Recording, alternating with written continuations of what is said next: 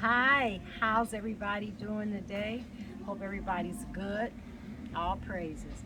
We have an overcast day, so it's been raining all week. So I thought maybe this time I'll talk about how you can make your own compost and the purpose of compost, why you need it, why it's important to make it, and how easy it is to make hot compost. You can make hot compost or you can make cold compost. Hot compost we're going to make in a bucket. Now I'll show you how easy it is. Now why make your own compost? First of all, compost is made with all natural materials, so you have control to avoid harmful chemicals. Um, it helps the environment, the ecosystem, and also there are no herbicides in it. And another thing, it's free, which is a good thing, right? And you can reduce your kitchen waste by 30% making your own compost.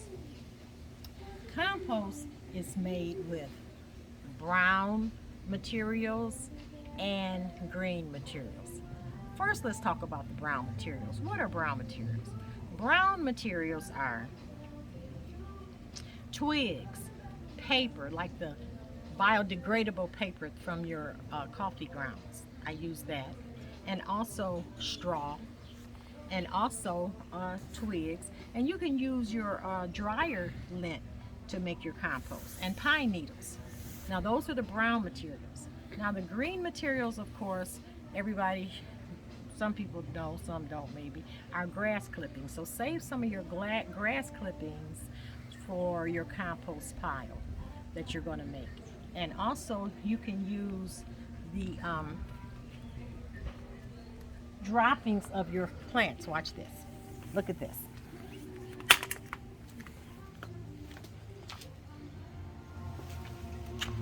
See that? The flowers from my hibiscus plant. Okay? And also the waste from your kitchen waste. Never ever use meat or dairy products, okay, in your compost. Bananas are good because they provide calcium to your compost mixture. And also pulp. You know, you use the pulp that you, when you, oh my goodness, what's the word? That you mix and break down vegetables with. Juicers. Use the pulp from your juicers. So these are things that are alive. So these are the green items. So that's grass, that's the clippings from your plants, and that's the waste products from your kitchen. And also eggs, look.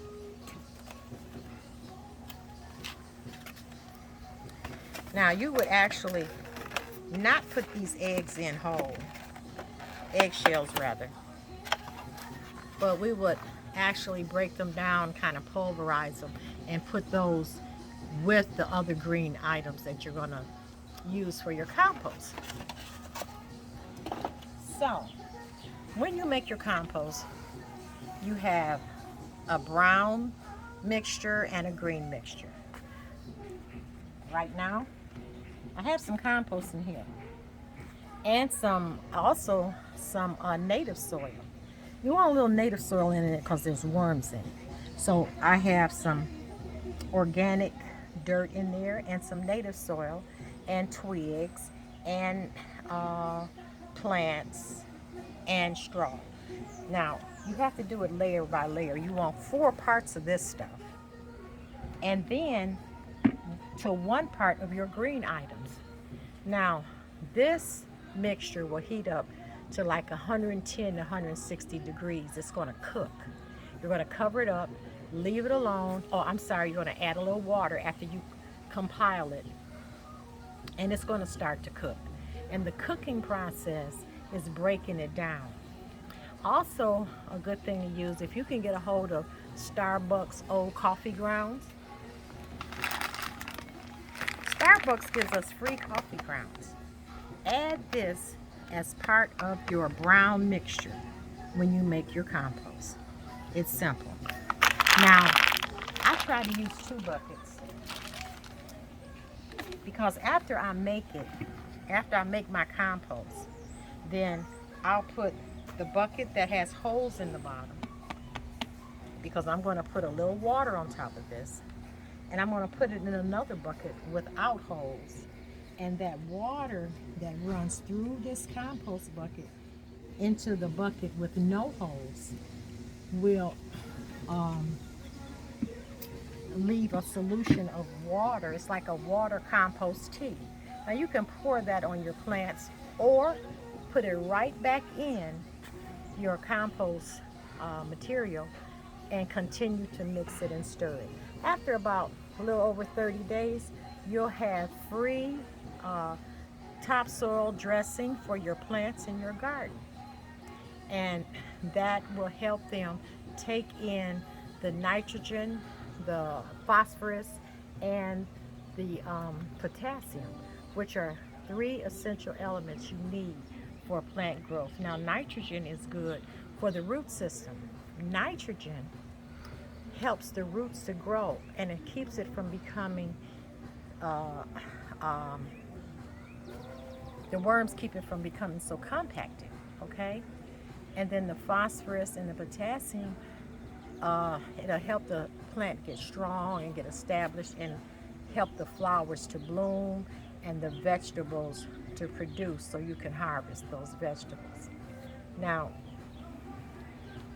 you'll notice that in the nursery that the fertilizer has 3 numbers. Those 3 numbers represent the nitrogen, the phosphorus, and the potassium. So for example, you'll see on a bag of fertilizer, you'll see 10-0-0. What does that 10 mean? It means that the nitrogen is strong, and that's good for the new plants that are trying to get established. And if you see one that says 20-20-20, it means that the nitrogen, phosphorus, and potassium is concentrated. You have twice the amount in that bag. So for establishing new plants, you don't want a lot of potassium and phosphorus. But the nitrogen is good for the plants. Now, sometimes I wanted to mention that sometimes plants will get chlorosis, which is the yellowing of the leaves. It means that the root system gets compacted. So when that happens, sometimes if you see things crawling in the soil, put a tablespoon of this in a cup of water and spray it on your leaves to get rid of the aphids. Also, another good remedy is another household product, Epsom salt. Epsom salt is magnesium sulfate. 1 tablespoon in an empty gallon mixed with water. Shake it up and pour it on the plants. Plants that have yellowing leaves, they look limp and wimpy. It could be because they have chlorosis. Epsom salt, you can get it at CVS or Family Dollar. Family Dollar. It's very inexpensive. Now, one thing I didn't mention in the last video, because like I told everyone, we had petunias all over the place. What I forgot to tell you is petunias are an excellent mosquito repellent. Where's my little book? There are some other plants that you can get and plant in containers to help repel mosquitoes. And when we have functions here in the backyard, no one has ever really complained about mosquitoes because of all the petunias we have in the front side and also the back, okay? So these are excellent mosquito repellents. And I wrote down some other ones. I also have one over there. It's a peppermint plant. Peppermint plant is excellent for mosquitoes. Even if you get a mosquito bite, you take the leaf of a peppermint plant and rub it on that bite so that it would help to aid that mosquito bite. Other things that you may not know are good as mosquito repellents for those of you that are leery about going outside on the patio is basil, rosemary, and lemongrass. And you can Google that and find out what plants to put on your containers. And that's really all that I have today. And I hope you enjoyed the information, and thank you very much. Bye.